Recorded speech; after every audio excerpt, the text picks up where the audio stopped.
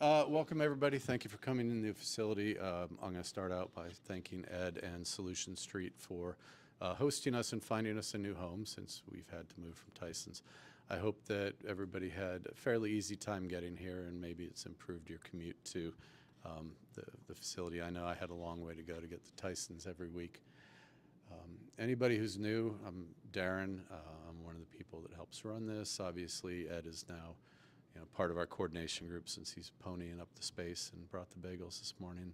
Tim's handling the video. Andy isn't here now, but he will be running a little bit late, our fearless leader. So let's get rolling. Details about online presence for NoVaLUG. This is on the website, so you guys can just pull it from there. I don't need to talk about it. I think everybody's signed in. We're being recorded live, so if you want to badmouth your employer, just remember it's going to be recorded for posterity. Wi-Fi is on the board. Agenda slides are already posted. And this is the YouTube link for the stream, ostensibly, Tim? Okay. Ed would like people to meet up at Charcoal Kebab in Herndon, or no, sorry, Andy would. Ed would rather us be in Alexandria. In the big charcoal kebab and kebab wars. I would say Chantilly, but Ed wants us to, first before we get to your jobs, does anybody's company have jobs that they're looking to fill that might be filled by Linux users and technical people? If so, let me know, stand up. Okay. Ed's company, Solution Street, is looking for two C# positions.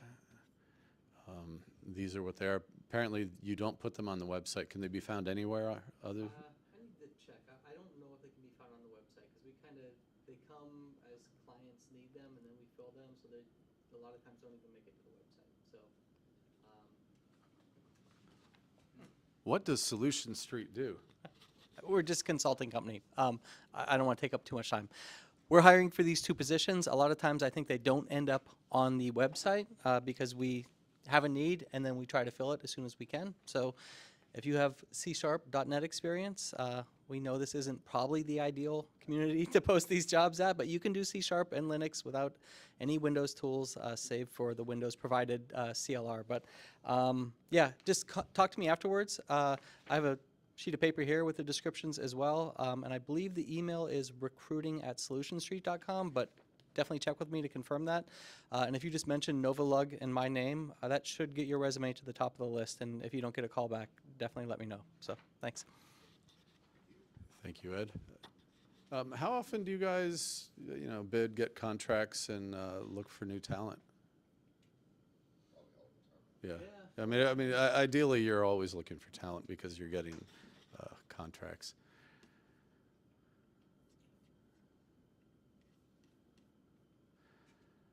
Tech news you can use. These are things Andy came up, and I actually did my research and read them before coming up here and making things up.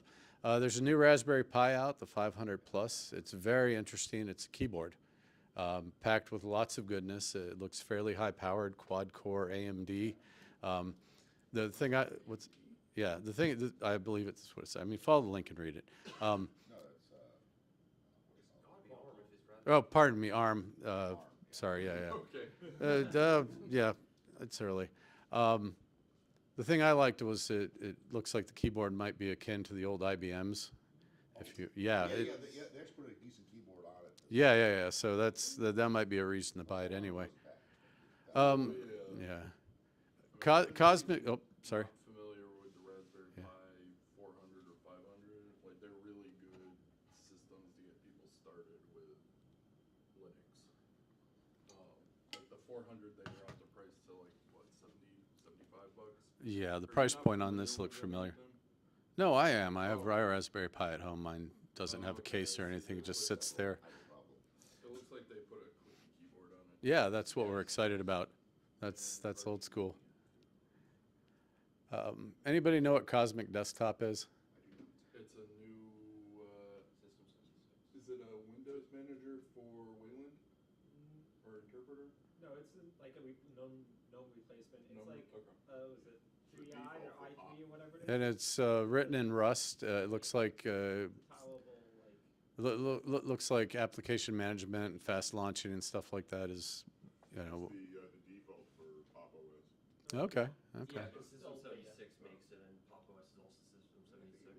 default for 24. Okay. So it's kind of known here. Was unknown to me. I haven't been in the whole desktop thing since I used to use Ice Window Manager back in the early 2000s because it was super thin. Enlightenment.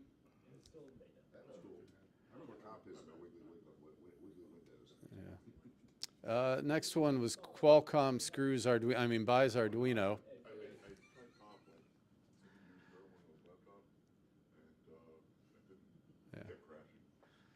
So Qualcomm's doing some hand wavy stuff, and we're all for the community, and but Arduino is still going to be a fully owned subsidiary.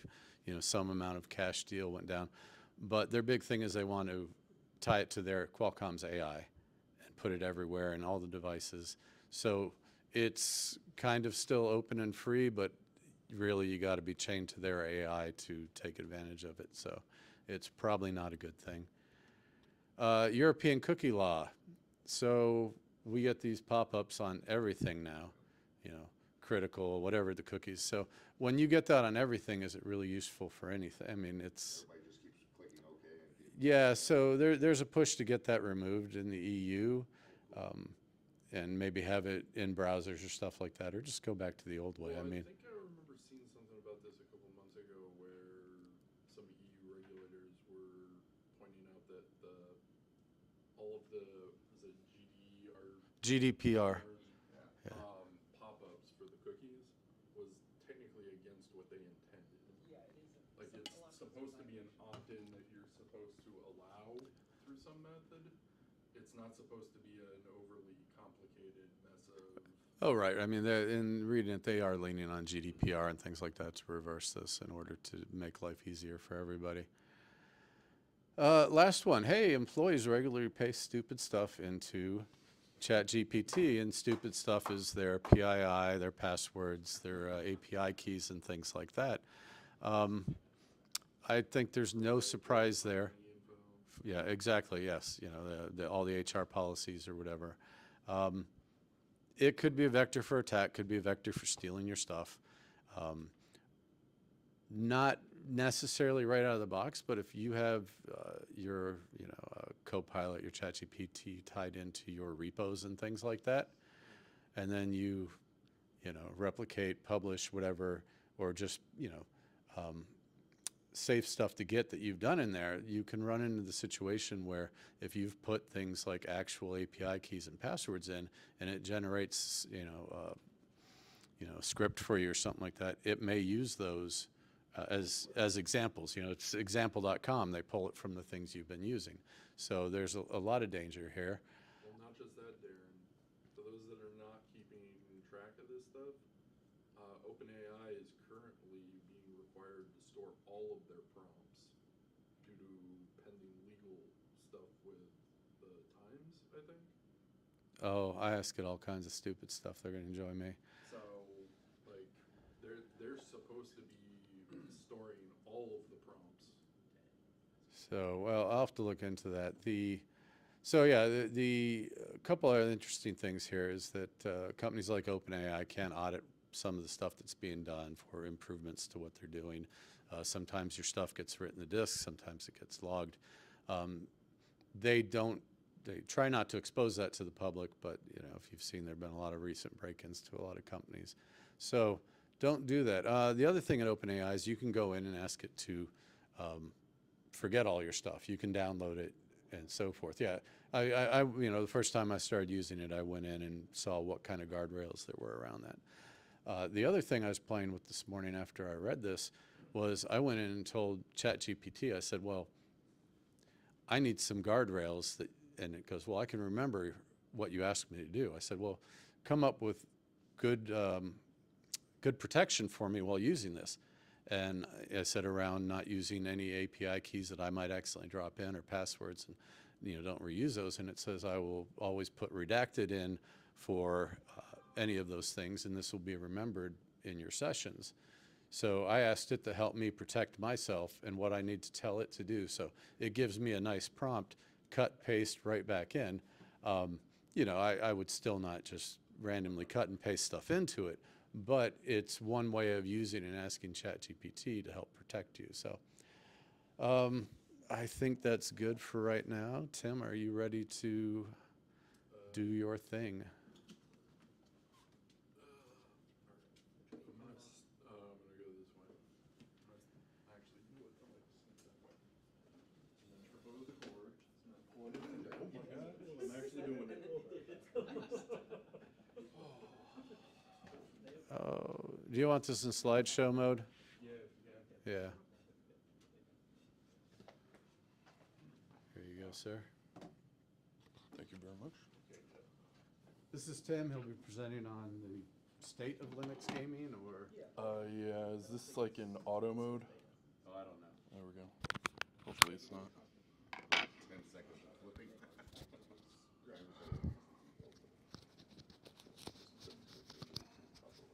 These slides will be posted afterwards, right? They should already be on the website. Hello, everybody. I'm going to be talking about Linux gaming in 2025. Most of this I went through and updated. I gave this talk in Fredericksburg back in June. So the last 2 years, 3 years have seen an explosion in Linux gaming, compatibility, functionality. So let's get into it. Quick history, does anybody remember this? Yeah, Tux Racer. This was one of the first Linux games that I remember ever playing, at least from a 3D standpoint. I'm not including text adventures and really old stuff like, yeah, Pong.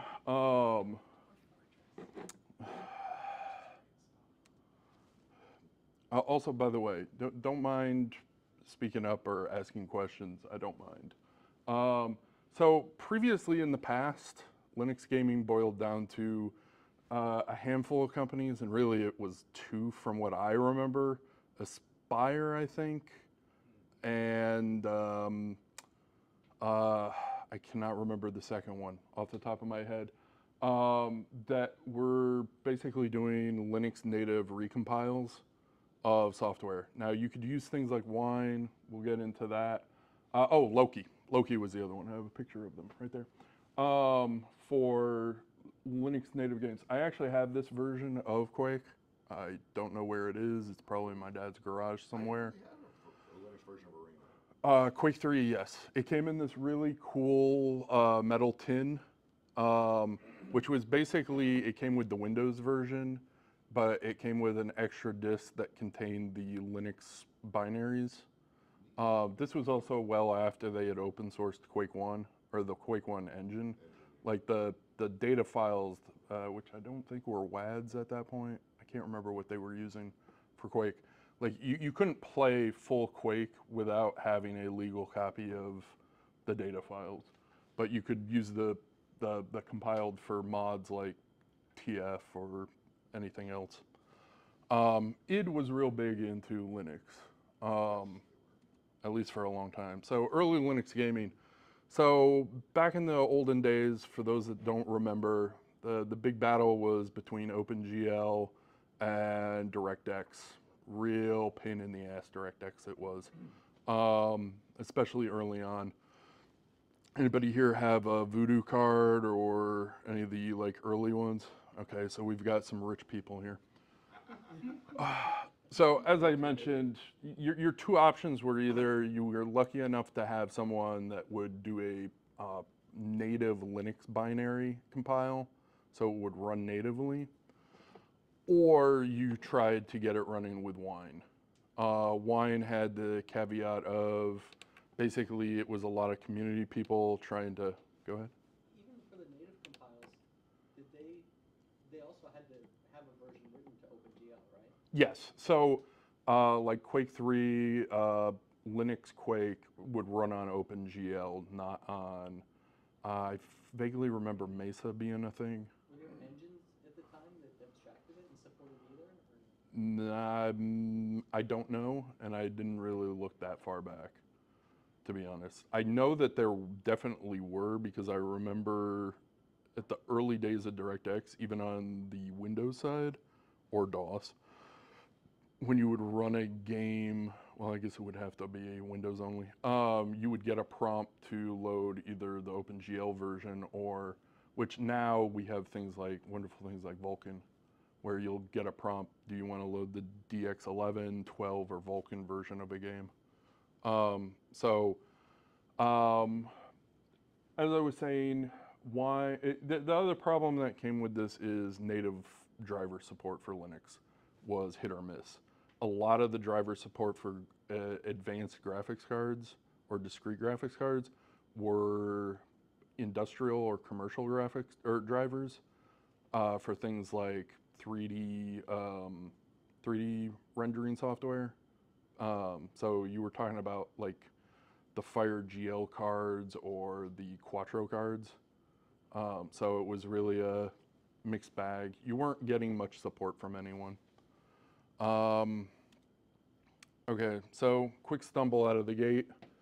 SteamOS 1.0 and 2.0. Who here remembers the Steam machines?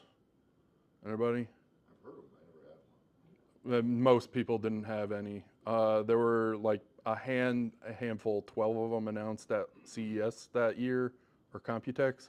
I believe only 2 of them ever made it to market. The Alienware you see here, and I cannot find a picture of the Zotac, which raises a lot of questions about whether or not it ever actually made it to market. Basically, this was the first implementation of SteamOS. It ran, or was a fork of Debian. It was Steam's attempt to get other people to make hardware that was Steam compatible, and the intent was you would have these things in your like living room as like a console hooked up to your TV. The coolest things that came out of this whole initiative are the Steam controller with its goofy touchpads. If any of you ever had one, they were not, it wasn't comfortable for me. The intent was to give you the ability to play games that required mice controls without needing a keyboard and a mouse. So like the prime target for that thing was like RTS or MOBA players.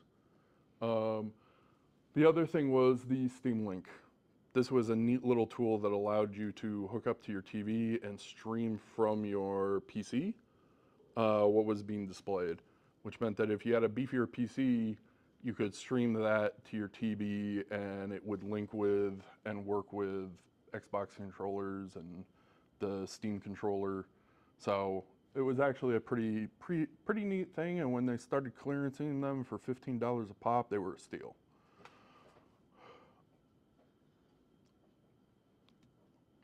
However, with the Steam machines, there was a real push at that time from Valve to move things to Linux. They did not drop support for the Linux operating system.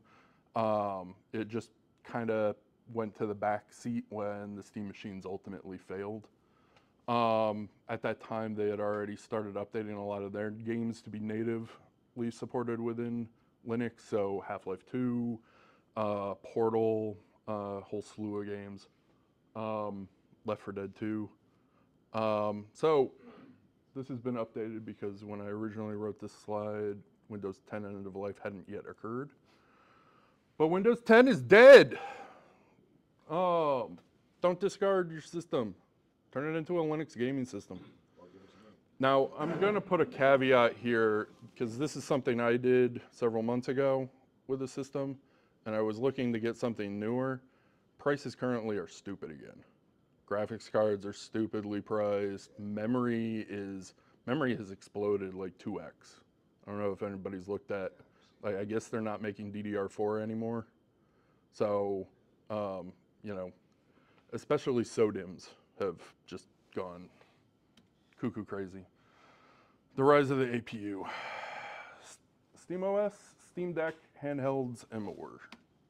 I hate saying this. Okay, so Bogan. So with 2024, 2023, we got SteamOS 3.0. Valve was in the background brewing up a new open source concoction called Proton, which was an emulation layer that combined Wine, DXVK, and VKD3D Proton, which are extraction layers for handling DirectX translation to Vulkan API. There was also a switch from SteamOS to Arc.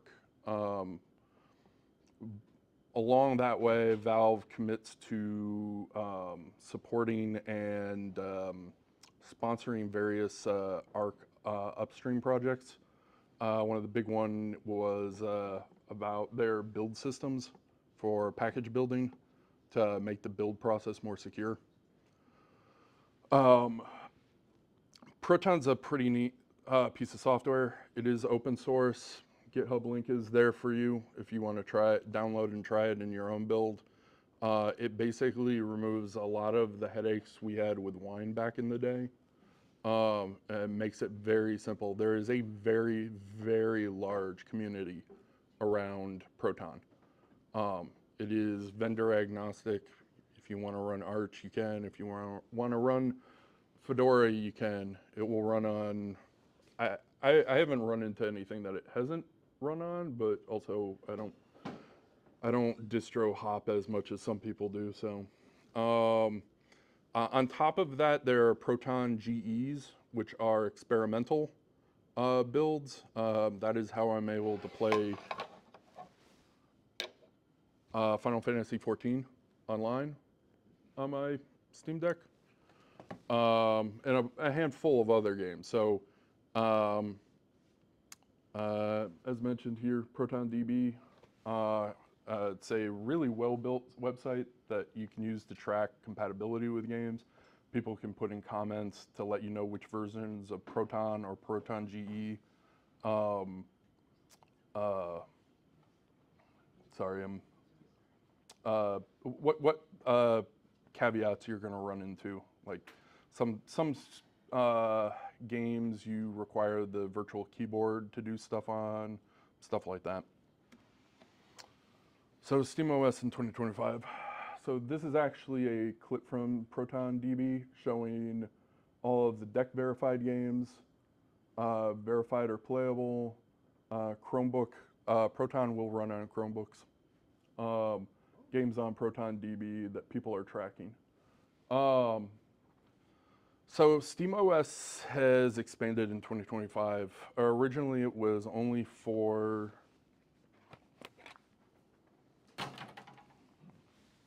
the SteamOS. This is my cat hair covered Steam Deck OLED. This thing is great. If you have a large backlog of Steam games or, and we'll get to it later, retro games, you sit on the couch. If you do a lot of travel, I mean, it's one thing that I keep in my backpack at all times. With 2025, we got a big boost to SteamOS. Originally, as I said, it was only available for the Steam Deck. Valve started releasing the precompiled ISOs. Oh, I forgot to mention. So SteamOS, along with migrating to Arch, is also an immutable OS. So if you're into immutable OSs, have fun with SteamOS. However, it is really meant for very specific hardware. That is the biggest limitation of it. Within the last year, they partnered up with Lenovo to release the Legion Go S, which is a Steam OS compatible handheld, which is the first third-party compatible. Meaning it runs, unlike a lot of the others that would release on Windows and then you could try to jerry-rig SteamOS onto it, it comes with SteamOS and official support. There's unofficial support for a handful of other handhelds, the ROG Ally, Ally X and the original Legion Go. If anyone's seen the original Legion Go, it's that big Chungus one that has the detachable controllers. If you've been to the Micro Center in Fairfax, they used to have one on display. It's very big. Maybe a little too big. Allow or don't allow? Okay. Do we all want to try to guess what his password is? Password? Password one, or password with dollar signs? That's password all lowercase. I like it. The other caveat here is SteamOS, very geared towards AMD hardware. It was built around AMD APUs, which is basically just the CPU and the graphics card on the same die, within the same package. Or within the same package, I don't know if they're on the same die. Still no support for NVIDIA GPUs. There is increased support for additional game launchers. So what that means is if you have GOG, or Epic Game Store, or I think EA Play, or whatever they're calling their launcher app this week, is supported at this point. The one thing that does not work, and it'll be in a later slide, is Xbox. Xbox is a proprietary, I'm trying to remember what they called them, Win app. It's not a Win32 app.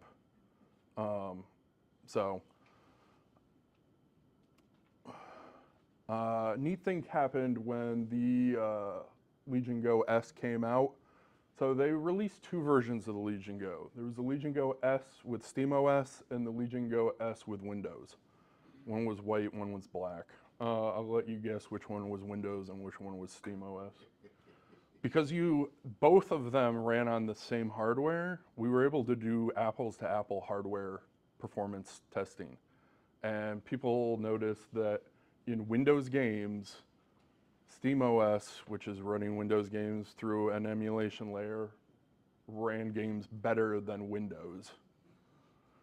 Not only ran them better, but had better battery life.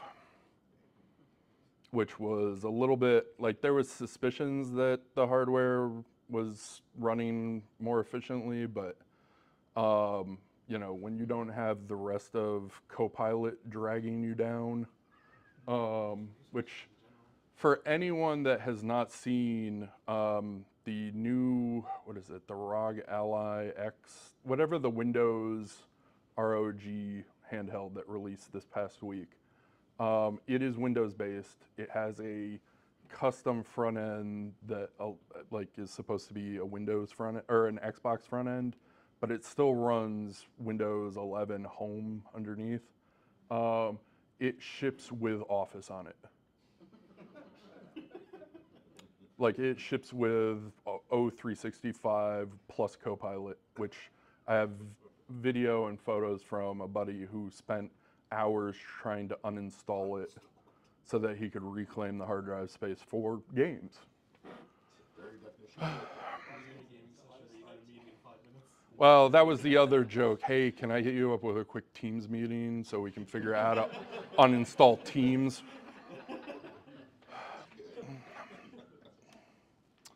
All right, so we talked about SteamOS. Bazite, this is my new love. Bazite is a new container native gaming platform. Well, container, it's another immutable. I love saying immutable. It's just a fun word to say. This is a custom built OS for gaming. Originally based on Fedora Atomic, so it is immutable. I think it's now called, is it Universal Blue, yeah. And all of the forks are some form of like mineral or something. So Bazite is some form of a gem or something, I think. I can't remember. So the big thing is this was built more for a desktop OS experience and less for handhelds. You can run Bazite on handhelds, but Also, so just a quick aside, and I forgot this. This has a full desktop experience. I have a little dock for it. It nestles into it. USB-C out, HDMI out. So like I can use this as a like weird cyber deck if I wanted to. You play on regular TVs. Oh yeah, I've done that before because I can attach controllers to this and you can do like multiplayer. In fact, at ATO this past week, Monday and Tuesday, there were people that like squirreled away in little corners with a projector and had a Steam Deck hooked up to it, and they were playing various multiplayer games. So Bazite, expanded hardware compatibility, brings NVIDIA driver support. I think they've recently added Intel driver support for the XE or whatever their Battle Mage, their discrete graphics cards.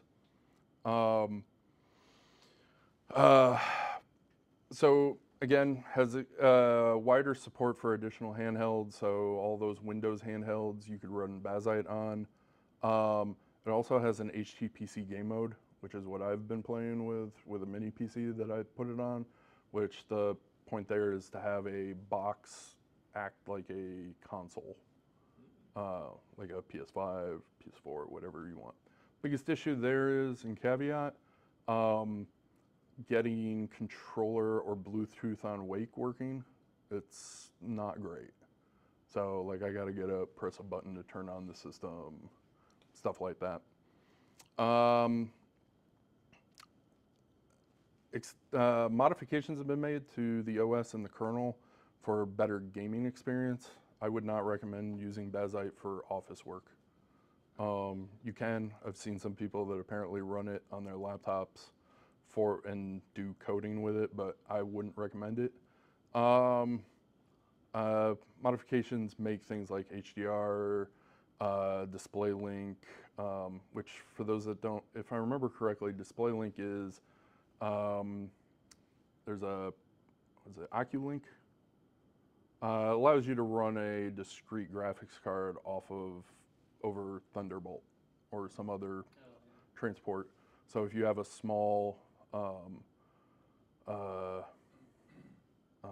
mini PC that has built-in integrated and you want to, say, slap a 4090 on it, you in theory could.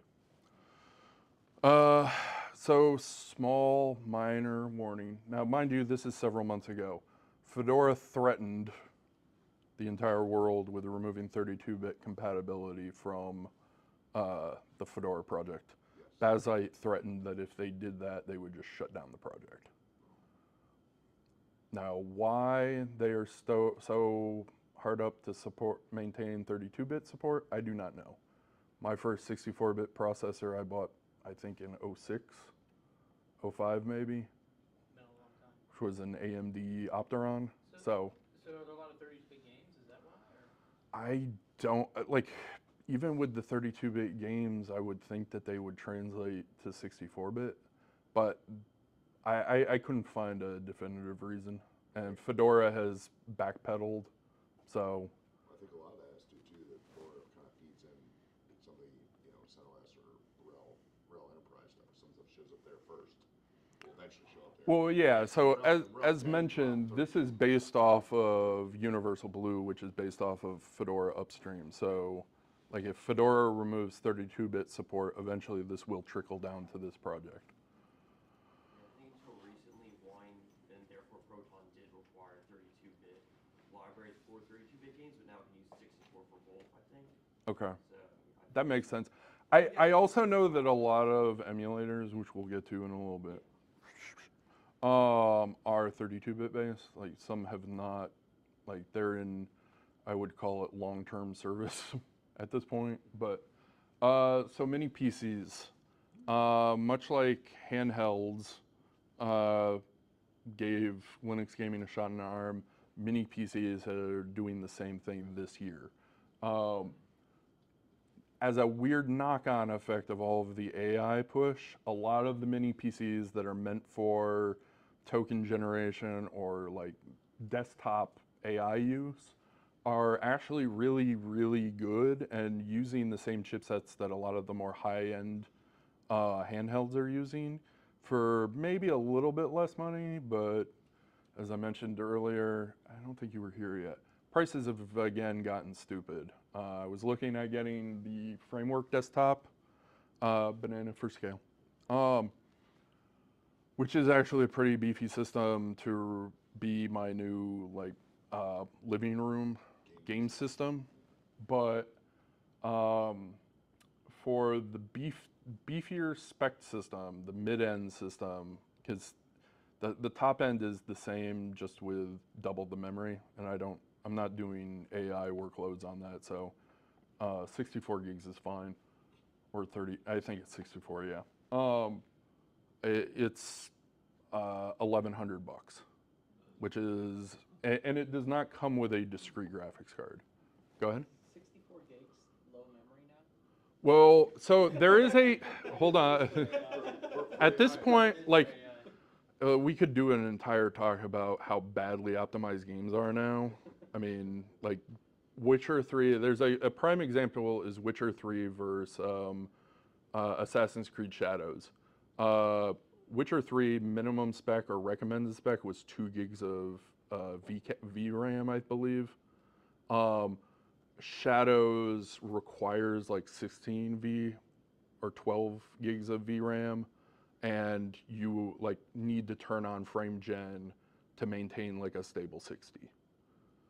Now the biggest problem with The Witcher 3 was that was notoriously one of the few games that shipped with Hairworks, one of NVIDIA's proprietary game APIs that would give Geralt lovely flowing locks, but also was designed to tank the frame rate on AMD cards. It also didn't really run that great on NVIDIA cards from what I remember. So, and this mini forum, which is running, I want to say the same. Oh, to your point, the minimum there is a 32 gig spec, but it has less cores, and I think the GPU in it is slightly lower. So if I was going to get one, I would get the middle tier one. 64 is my baseline now, but I thought that I was on the high end. Yeah. but that is my baseline. When I get a new machine, I want it to have 64 gigs. But I mean, you need that for all the Chrome tabs, right? yes.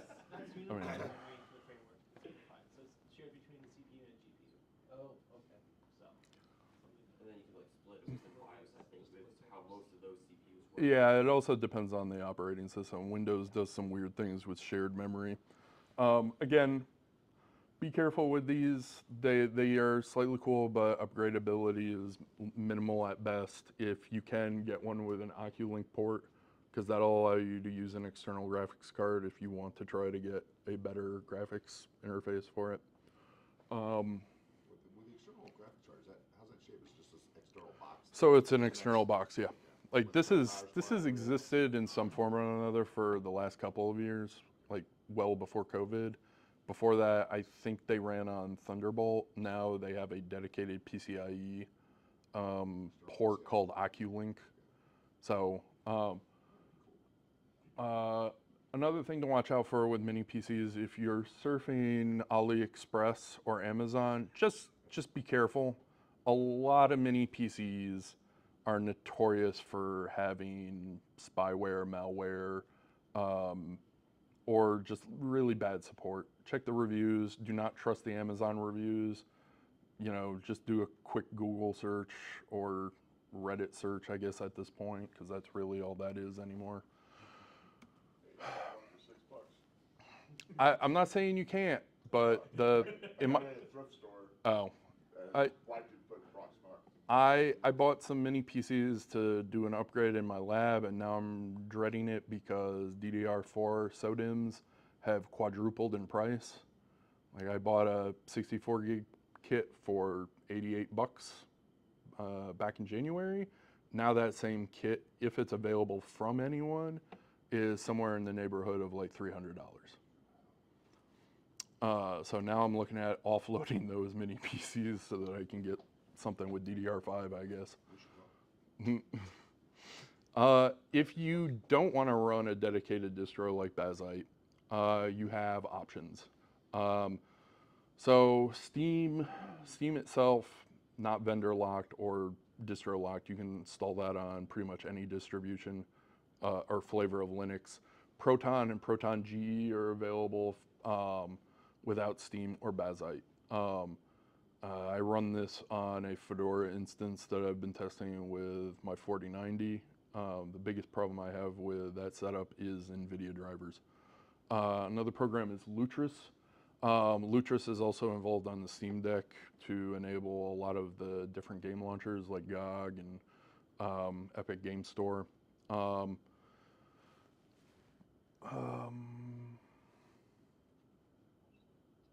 Actually, before I go on to this, anybody have any questions so far? Go for it. If you talked about it, I missed it. Maybe I was getting curious. Did you talk about anti-cheat compatibility yet? I'm getting to it.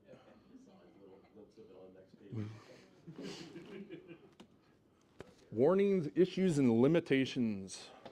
Okay, so the biggest issue right now is, from what I have seen personally, is anti-cheat or Linux or developers intentionally doing stuff to remove Linux support. A handful of games, and I had some off the top of my head that I've forgotten and I should have put down on the slide. Intentionally have removed Linux support or just dropped it altogether because they didn't want to be bothered. Battlefield is a good one. Battlefield intentionally by adding their cheat support or anti-cheat. Basically, they require some form of kernel space anti-cheat on the Windows side, which if anybody here is familiar with the drama around Battlefield 6, or well, it requires secure boot. Windows 11 requires TPM, so I mean, by knock-on effect, you're getting there. The same thing happened with Call of Duty recently. They pushed a requirement for secure boot, which means that in both instances, their anti-cheat makes it doesn't work with Wine or the emulation layers, unfortunately. Now, their claim is that they find that most of the cheaters on their games are coming from the Linux side, which is really just weak sauce. Like, I don't think there's enough gamers for some of those games playing on the Linux side, to be honest, given the stats that they release themselves, to say that most of the cheaters are coming, because that would mean that the vast majority of Linux gamers are all cheaters. Other ones like Vanguard, so this is in the same space of kernel level anti-cheat. I believe Vanguard has Linux support, but because of the kernel level, there's a lot of questions because it's from Tencent and they want kernel access on the, or kernel user space access. The other thing, as mentioned earlier, Game Pass does not support Linux. So if you got Game Pass, like I do, you're dual booting until your subscription ends, and then you can scrub Windows 11 off the face of the earth. The other thing is, as mentioned, if you are dual booting Windows 11, Microsoft keeps screwing with EFI. If you're running Ubuntu or I believe Pop! OS, they run an older version of Grub 2, which Microsoft has been doing weird things that cause that old version of Grub 2 to stop working. If you're on a newer version like Arch and Fedora, you don't have a problem because they're already running newer versions of Grub 2. Does anybody have any questions here? Yeah. So the examples I gave were Call of Duty, Battlefield. Vanguard is, somebody help me here, League of Legends. Like hero shooter. It's basically like Overwatch, if I remember correctly. They're all multiplayer games, so they're worried about cheaters ruining the experience and also If the cheaters can just do whatever they want, then you don't have to pay for microtransactions. So, as a rule of thumb, if I play it on my Steam Deck, Mhm. it should work on my Linux game PC. There Yeah, are so- some whitelisting those, so not necessarily. Yeah, But I would. most often, So as I mentioned in the earlier slide with the Proton link, I would say that if it works here without a problem, or if it's deck verified, I would be hard pressed to find a game that I can think of that doesn't work on the desktop side. it's a very small percent. In fact, it would probably be more the other way around, where there's stuff on the PC side that just like wouldn't, like there are some games on here, like I wouldn't play Command and Conquer on here. It's got these lovely little touchpad things for like mouse support, but it has a touchscreen, but I would never play an RTS there. Rocket League, so as long as, and I can play Rocket League on my deck, so. Okay, so I threw this in here just as an extra. So cloud gaming, it's not native Linux, but it does allow you to play on a Linux system. GeForce Now is, so all of them have weird problems. None of them, as of this point, have native Linux clients. I believe there has been some work on the GeForce Now side to get the Windows client working within Linux through Lutris and Proton, but don't quote me on that.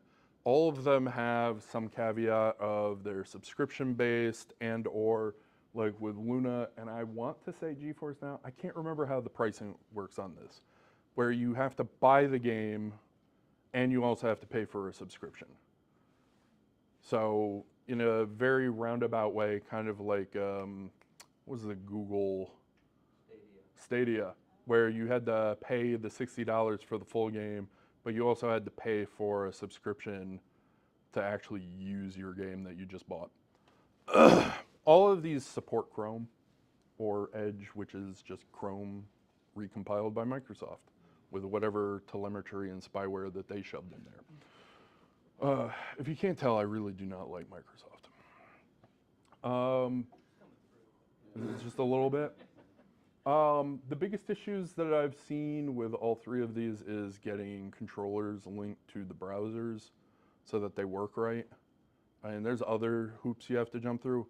I have tried using cloud gaming from Xbox a few times. I probably picked the wrong game to test it on, which was F1.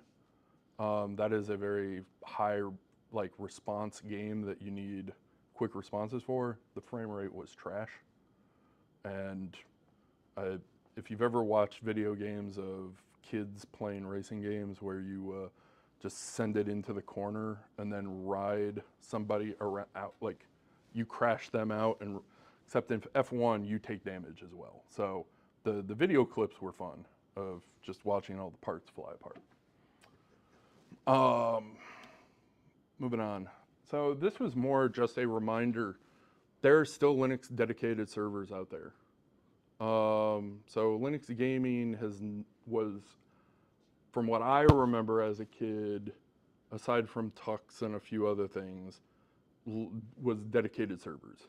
Running a Quake server, running a Quake 2 server, running a Half-Life server. Those still exist. And with containers, you even have Windows dedicated game servers running in Linux now. I run a Satisfactory dedicated server, for those that know the madness of Satisfactory. I never fell into that rabbit hole, but Satisfactory, Sons of the Forest, I'm trying to think of a couple other off the top of my head. It's just, if there is a game server for it, a dedicated game server. Also, I can't remember the name of it, but the open source Minecraft. It was Mineclone/Minetest. It changed the name. Yeah, it's something with an L, which I was helping a coworker set up for their kids. They just changed the name is all. Mineclone was the Minecraft clone. Minetest was the engine. They just changed their name. LUANTI is the engine. I don't know how you pronounce it as well, but yeah. Yeah. The end result is there's options out there. Don't be afraid to run those. We're gonna get into some. Is anybody a lawyer here? Is Nintendo here? Any of the Nintendo ninjas? Emulation. A lot of people. P.S. Nintendo, it is not illegal. No matter what you say or how much you scream about it, it's not illegal. Emulation on its core is not. If you go out and download the BIOSes, you need to make peace with you and whatever patent office you believe in. Linux has dozens, and I mean dozens, of native compiled emulators. These are just a handful of them, and I forgot to get the names for the ones down in the left-hand corner. I apologize. Flycast, the Switch logo, that is an evolving carousel of Ryujinx, Suyu, Sumi, yeah, just Nintendo doesn't seem to understand the Hydra effect of open source, where you cut one off, 19 pop up overnight. Some of these are actually old classics, like PCSX2. Like, I remember playing with one version of that when I was in high school, decades ago. RPCS3 is actually really cool. I have that set up on here to play PS3 games, which allows my wife to play Little Big Planet. Because turning on my OG backwards compatible PS3 is a space heater, and until the temps come down, I don't turn that on. Also, it's got a 90 nanometer chip, which means that it's a ticking time bomb. So on the Steam Deck and even on desktop, EmuDeck is the way to go. It's a fully featured, like, just click through a bunch of menus. It even has a spot where it asks you to plug in a thumb drive with your ROMs. It'll auto scrape all the ROMs you have and load them into the correct directories, set up all the emulators. Later, if anybody's interested, I can show you my EmuStation EmuDeck set up on here. And then, like, all the old classics, you have arcade support, retro consoles, 3DS support. 3DS support is weird if you've ever done emulated 3DS or DS, where you got the two screens and you're trying to... It works better with a mouse, is all I will say. Good old MAME. Anyone here not know what MAME is? MAME is arcades, arcade support, like old arcade stuff. So if you want to play like The Simpsons or X-Men, was it Children of the Atom? Any of those, any of the old, the coin, pocket emptiers. Like the Simpsons game is not very long, but it's very hard to chew through your quarters. Second legal disclaimer, emulation is not illegal. Downloading games is illegal. So, just, like, what happened?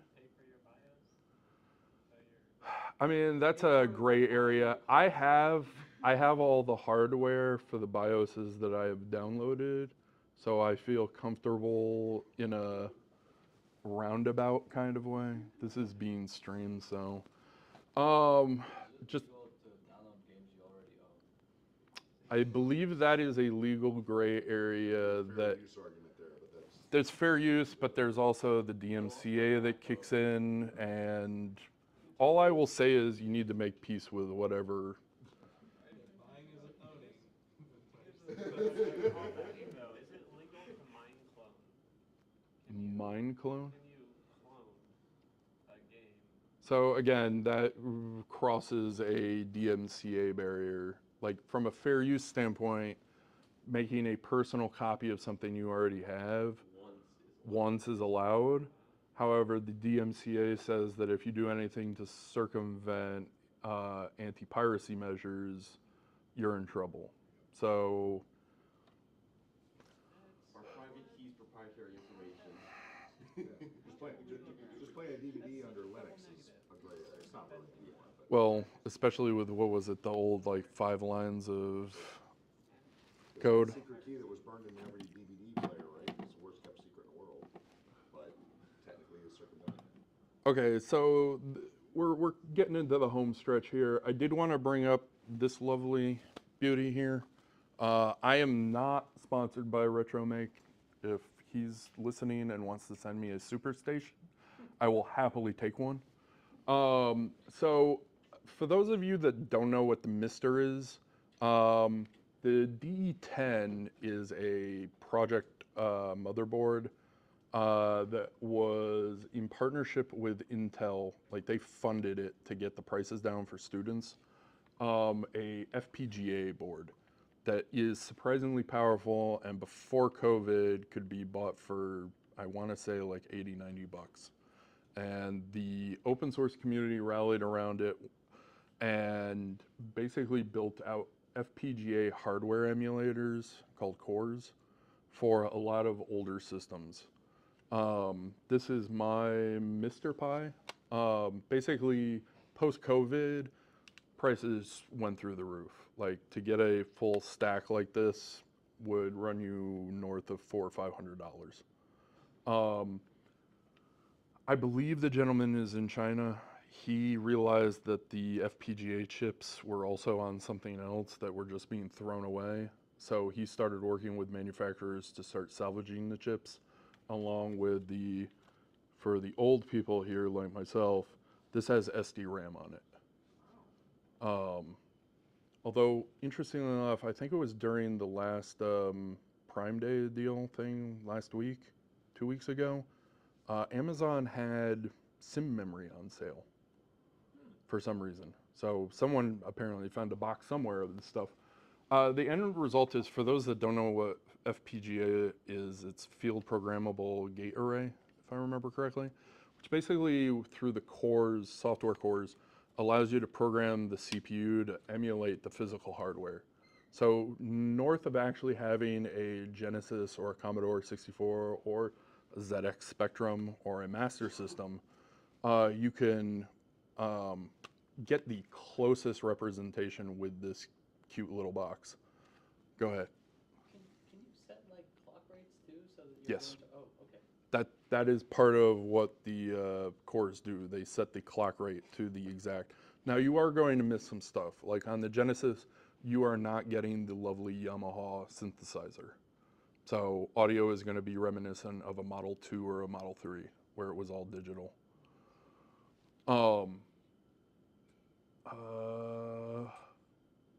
If I remember correctly, I think this will support up to Saturn and PlayStation emulation at hardware speeds. And it's a neat little box. RetroMake is the website. Basically, they started making clones for a fraction. I think this cost me $1.80, and that was with expedited shipping and the blue case. If you get the white case and just regular shipping, I want to say it's like $140. Does it take like VHDL as input? Yeah, okay. And do they have like open source VHDL? What is VHDL again? It's the programming language for FPGAs. Oh, yeah, okay, sorry. I haven't gotten too much into the programming side of the Mister. I've just been utilizing the. So I take it you just have profiles that you feed to that, then become a C64. Yeah, so they call them cores, Okay. and you would just so It's the gate array, so it emulates. there's a lovely little reset button. I highly recommend these. These are really cool if you're looking to do anything with retro. Around the FPGA, is the search board an open source Gerber that you can find, or? I don't know if he made the clone board, like the schematics, open source or not. I know the software is.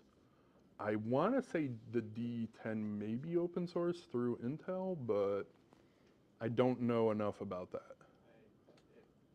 If you hang around that, have a microscope, you can run over it, map it out. All right, so this is the last slide, and this is a PSA. Do not buy this rack. If you are on Amazon and you're like, I need a rack for my home lab, if you see the word Vevor, V-E-V-O-R, do not buy it. It's crap, like utter crap. I spent 8 hours trying to get this thing plumb. On top of that, the casters. So the lovely thing about this is the website or the store page lists it as having a 200-pound weight limit. If anyone has any experience with stuff that would go into a full frame 19-inch rack, 9-inch, that is, I think this is a 20U, okay. Like, I couldn't put like the display, the KBM display and one server in there and be under 200 pounds. But the best part is the documentation that comes with it says it has a 500-pound limit. So that's great. The instructions are also kind of pointless. Like, it's not that hard to put together. It's a square frame or a rectangular frame. But at the end of the day, the screws, if you can see here, are spot welded nuts onto the frame. And I did one roll from one spot to another, and the wheels were unlocked. And this wheel punched through and went sideways. And this one punched out and was just kind of dragging. At which point I just got some like furniture pad things, yanked those things out, and just have it straight on the floor. I will not be selling it here. It will go on the curbside when I move eventually and just goes in the trash. Also, the 2 shelves, very cheap. But look Like, how many stars it has, though. yeah, so here's the wonderful thing. First of all, to that point, though, a lot of those reviews are for some of the lower end ones, but suspiciously, not for this product. Other products. They make a 9U, they make 2 9Us, a 12U, and a 15U. And yeah, it's bad. Like, I made the decision not to put the battery backup in there for obvious reasons.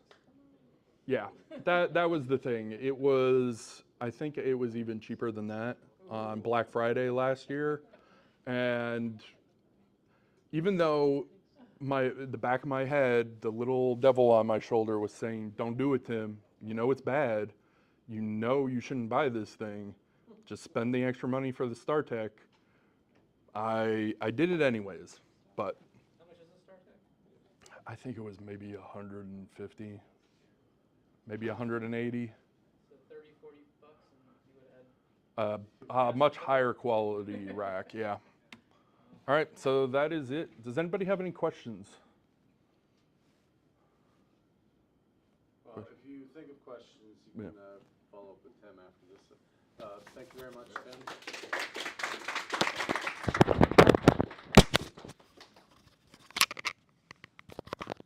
Trying to be clever.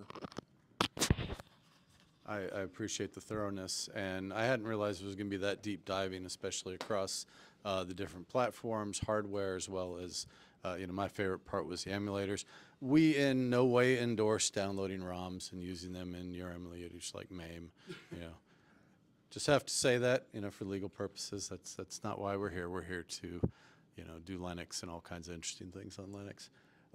A cautionary tale indeed about, what you buy online.